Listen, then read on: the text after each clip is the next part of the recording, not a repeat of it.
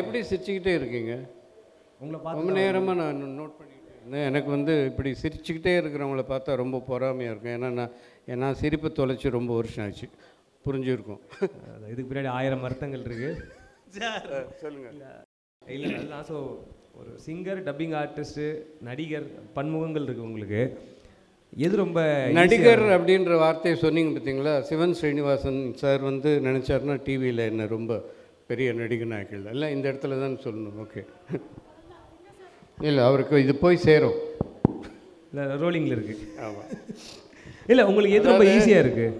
எல்லாமே ஈஸி தான். நமக்கு வேகம், ஆர்வம், கமிட்மெண்ட் இருந்ததுன்னா எல்லாமே ஈஸி தான். டப்பிங் ரொம்ப கஷ்டம்னு சொல்லுவாங்க. ஆனால் என்னை பொறுத்த வரைக்கும் ரொம்ப ஈஸியாக தான். இப்போ ஈஸி, டெக்னாலஜி வளர்ந்துருக்கு. ஆனால் நான் ஹேமமாலினி, அனுராதா அவர்கள்லாம் பேசின காலத்தில் சின்ஸ் 80 to 90 லூப் சிஸ்டம்னு சொல்லுவாங்க. அதெல்லாம் வந்து ஒரு சேலஞ்சிங் தான். இந்த இடத்துல கைத்தட்டலாம் இருக்கிறவங்க. ஆமாம். நான் பேசின பல படங்கள் 25 வாரம் ஓடி இருக்கு. அம்மா உங்களுக்கு தெரியும், 25 வாரங்கள் ஓடி இருக்கு, 100 நாட்கள் ஓடி இருக்கு. எனக்கு அப்போ தெரியாது என்னுடைய வேல்யூ, என்னுடைய ஸ்ட்ரென்த் அப்போ தெரியாது. இப்போ எல்லோரும் இப்போ சொல்கிறாங்க, டிவியில் பார்த்துட்டே கூட ஃபோன் பண்ணுறாங்க, இந்த ஒரு மௌன ராகம் போதும் பெண்களுக்கு. எங்கள் அம்மா இருந்திருந்த ஆரத்தை எடுத்து குங்குமம் வச்சு உள்ள கூட்டிகிட்டு போயிருப்பாங்க. வெல்கம். இந்த வீட்டில் சமையக்காரன், தோட்டக்காரன், வேலைக்காரன் எல்லாமே நான் தான்.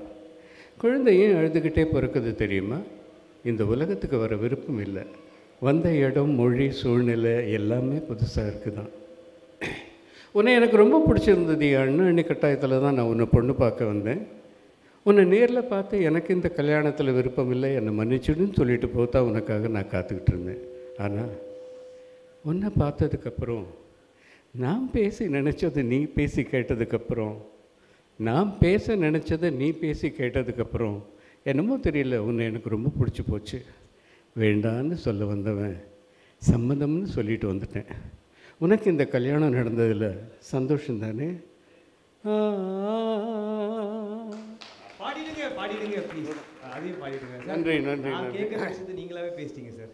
ஓகே மாமா, உங்களுக்கு பிடிச்சதான் சந்தோஷம்.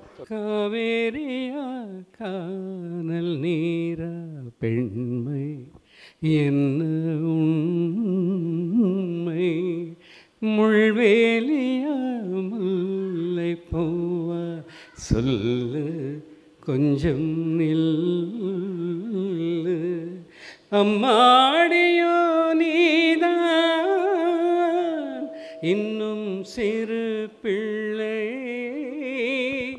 தாங்காதம்மா நெஞ்சும்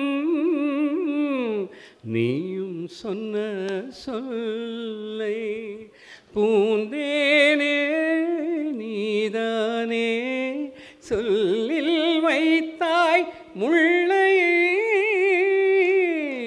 நிலாவேவா செல்லாதேவா என்னை நீதா பிரிந்தாலும் நினைவாலே அழைத்தேன், நிலாவேவா செல்லாதேவா.